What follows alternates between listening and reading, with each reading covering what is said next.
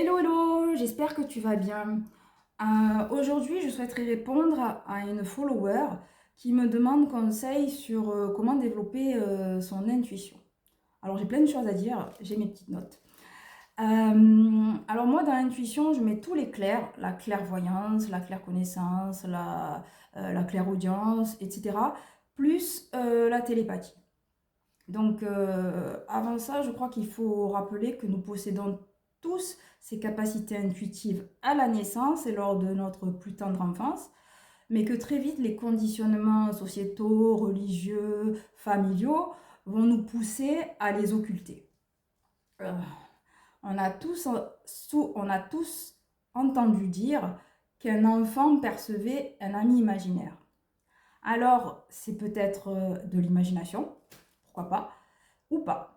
Et dans le second cas, il vaut mieux très vite qu'il oublie, sous peine de finir sous traitement neuroleptique.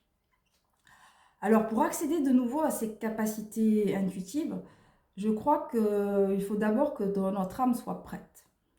Il est inutile de forcer, car si on nous permet d'accéder de nouveau à ces capacités-là, ce n'est pas pour nourrir notre ego. C'est plutôt pour aider autrui.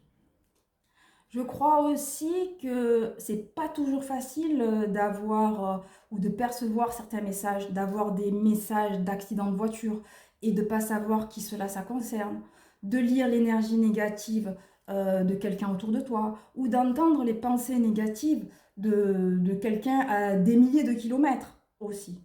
Donc je crois qu'il faut y aller mollo. Mais avant ça, je crois qu'il y a un passage obligé, le passage de la guérison. Aller guérir tes blessures, tes traumas, tes croyances limitantes. Et donc aller nettoyer ton système énergétique et ton système de chakras.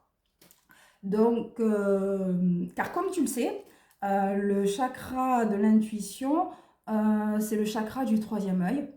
Et les chakras marchent par paire. Donc le chakra du troisième œil va marcher avec le chakra du plexus solaire, qui est le chakra de la confiance en soi et de l'affirmation personnelle. Donc plus tu vas avoir confiance en soi, en toi, plus tu vas avoir confiance en tes capacités intuitives. Je pense aussi que pour développer son intuition, ça passe par un processus d'expérimentation personnelle avec des essais et des erreurs. Donc au début, tu vas entendre des messages, tu vas voir des choses, tu vas dire non, c'est mon mental. Et finalement, on va te rapporter un fait, tu vas dire ah, mais je le savais. Donc au fur et à mesure, tu vas prendre confiance et tu vas prendre confiance en ton propre langage intuitif.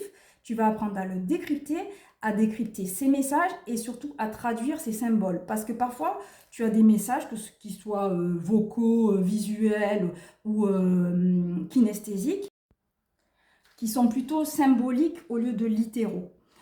Donc voilà, voilà. Après, on va aussi te dire qu'il est possible de muscler ou d'entraîner ton intuition. Je le crois aussi. Personnellement, je ne le fais pas parce que je suis très feignante et je fais confiance à mon âme. Tout vient à point à qui sait attendre.